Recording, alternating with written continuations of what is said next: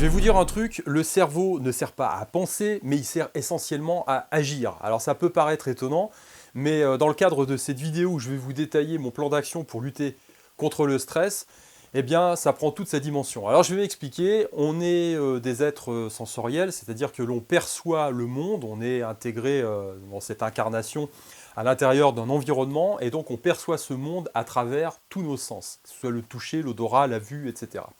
Et donc, en réponse à cette perception du monde et des événements, donc on nous envoie des informations finalement, dans ce qui vous arrive, cette interaction avec le monde et avec vos semblables crée une interaction qui va engendrer une prise d'information.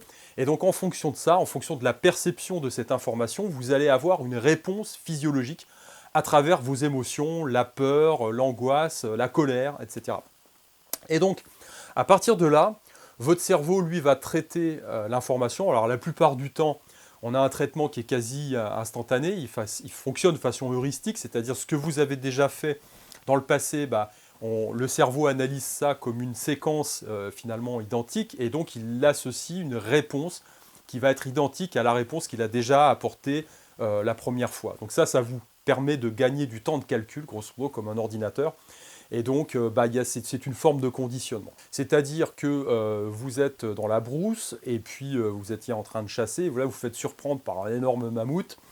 Vous avez une réponse physiologique liée au danger que vous percevez. Alors, si vous ne percevez pas de danger, logiquement, vous n'avez pas la réponse physiologique adaptée de stress qui va vous permettre soit de courir très vite pour vous sauver, soit de rentrer dans une rage incroyable pour pouvoir lutter, tout simplement.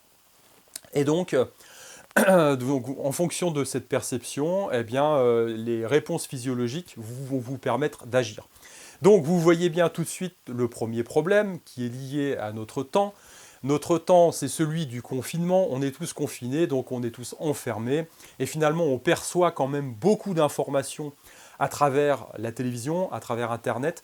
Et toutes ces informations créer une réponse physiologique de stress, tout simplement parce que en fonction des gens, en fonction de votre perception de l'événement et votre perception de la situation, eh bien, vous allez nourrir un certain stress, une réponse physiologique liée à une action que vous devez mettre en place. Et la plupart des gens ne peuvent pas mettre en place une réponse viable parce qu'on est enfermé, on est confiné, donc on ne peut pas attaquer, on ne peut pas se sauver, tout simplement. Voilà. Alors, qu'est-ce qu'il s'agit de faire dans ce cas de figure ?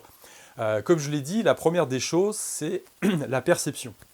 Donc quand vous percevez l'événement qui génère une forme de stress, vous devez peut-être adapter cette perception. Si vous pouvez adapter la perception, vous dire non, finalement c'est pas si grave, voilà, par exemple, il n'y aura pas de disruption dans les chaînes d'approvisionnement, ça ne va pas durer 6 mois, donc par rapport à votre échelle de valeur, il n'y a pas le feu au lac, quoi, on va dire. Ça va aller mieux. À ce moment-là, vous allez avoir une réponse physiologique une activation physiologique qui va être contenue, et vous n'avez pas un énorme stress.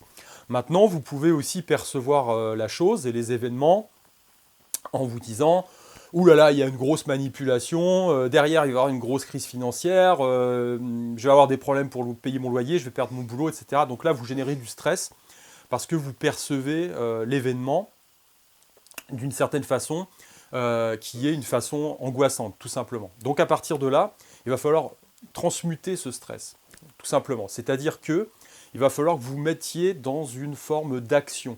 Et là, le risque, c'est entre guillemets d'être confiné, donc vous ne pouvez pas chausser vos baskets pour aller courir.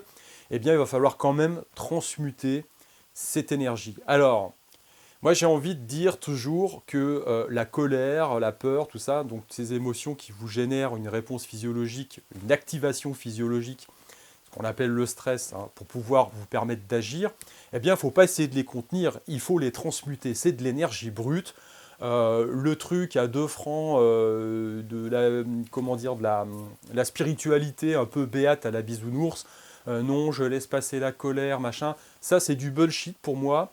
Et moi, je m'inscris dans une autre logique, c'est-à-dire je me dis, effectivement, on a gratté l'allumette, la poudre commence à flamber, j'ai de l'énergie brute, je la transmute. Et donc, c'est l'idée derrière, vous avez ce stress, vous avez cette énergie qui monte en vous, eh bien, il faut la transmuter. Mais pour ça, il faut pouvoir la canaliser.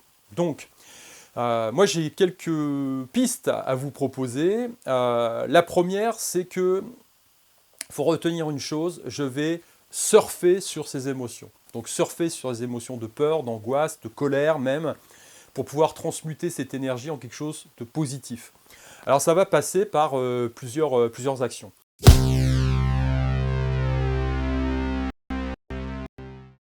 La première, ça va être tout simplement de travailler sur sa respiration, parce qu'il va falloir dans un premier temps contrôler le souffle. Quand vous contrôlez le souffle, vous allez pouvoir apaiser l'esprit et vous allez pouvoir canaliser l'énergie. Alors je vous propose quelques exercices qui sont tirés de mon ouvrage Sanjin, avec différents protocoles qui sont relativement simples à mettre en place.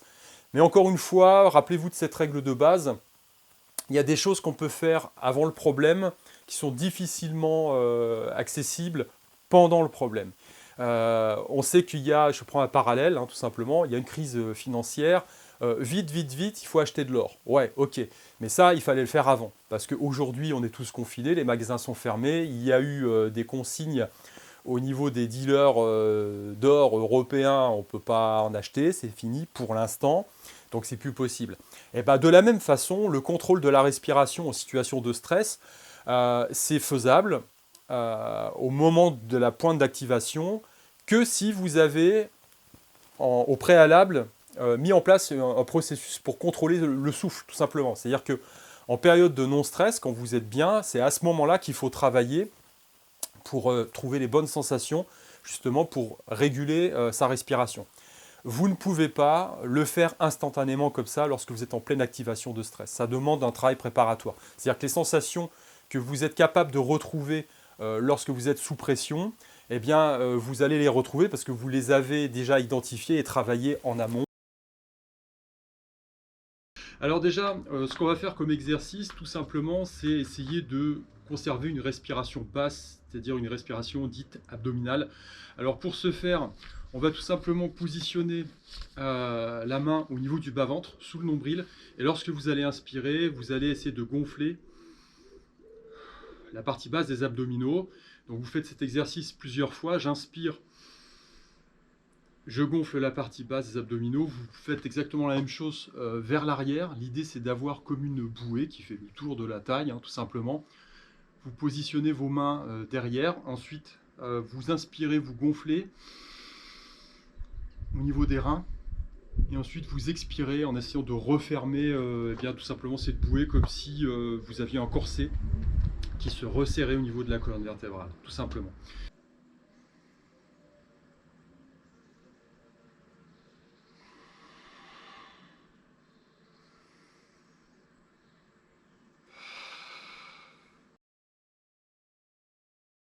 Alors, le dernier exercice, c'est un exercice traditionnel qui est utilisé dans certaines formes de yoga.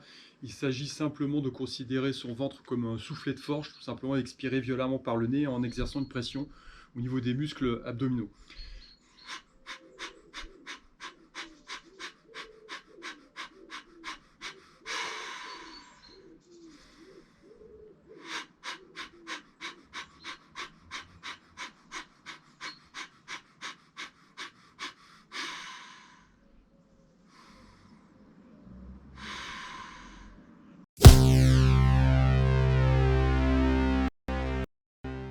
Alors le travail sur la respiration fait partie de la première étape de contrôle du stress. Vous avez ensuite la seconde qui va un peu dans la même ligne, qui est de rentrer en introspection avec son corps et ses sensations. Donc par l'intermédiaire de la respiration, vous avez commencé une part du boulot qui est très très importante. Maintenant, la seconde partie du boulot, eh bien, c'est effectivement d'intégrer ces notions de contraction, de relâchement musculaire, de sensations, essayer d'être concentré sur ces sensations. Alors si on considère la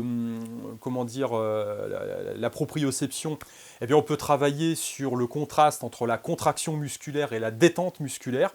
Ensuite, vous allez coupler ce travail avec le souffle pour expérimenter la contraction musculaire et l'inspire peut-être.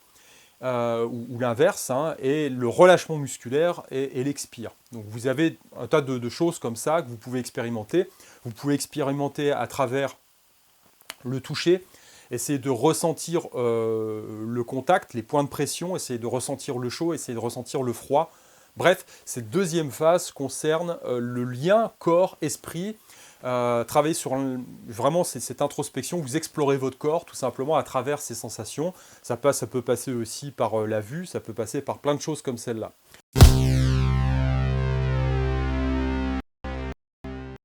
Le troisième point va toujours dans le même sens, c'est-à-dire une intégration de plus en plus fine entre la conscience, entre l'esprit et le corps, et va concerner la coordination musculaire. Donc là, je vais vous demander tout simplement une concentration à travers des activités qui vont vous permettre justement d'être concentré dans l'instant sur cette coordination musculaire fine.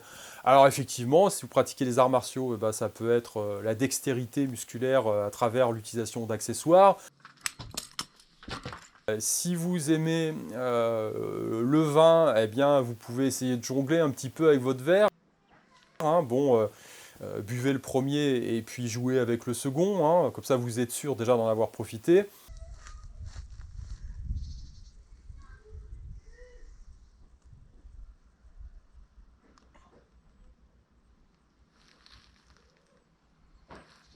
Ça peut être aussi le fait de pratiquer un instrument de musique, de dessiner, de pratiquer un art, faire une maquette ou pratiquer une activité artistique, hein, tout simplement. Voilà.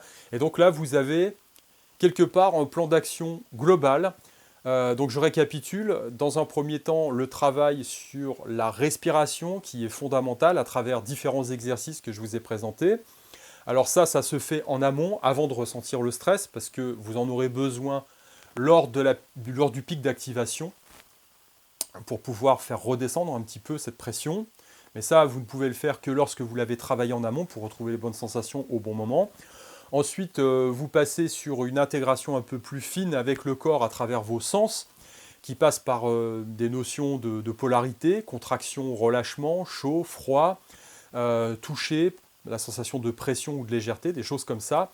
Et puis, en troisième lieu, eh bien, une intégration totale entre la respiration, la concentration et la coordination musculaire à travers des gestes plus fins. Voilà, eh bien écoutez, j'espère que ces quelques pistes vous seront utiles, parce que je pense qu'on est encore confiné pendant quelques semaines, hein, donc vous allez pouvoir mettre en pratique toutes ces bonnes choses. Et puis, n'hésitez pas à me dire ce que vous utilisez, hein, en termes de coordination musculaire. Hein, ça m'intéresse. Hein. Moi, je suis ouvert à tout. Hein. J'adore les arts, moi, la musique, le dessin, tout ça. Donc, peut-être que vous avez d'autres pistes intéressantes à explorer et à partager avec vos petits camarades.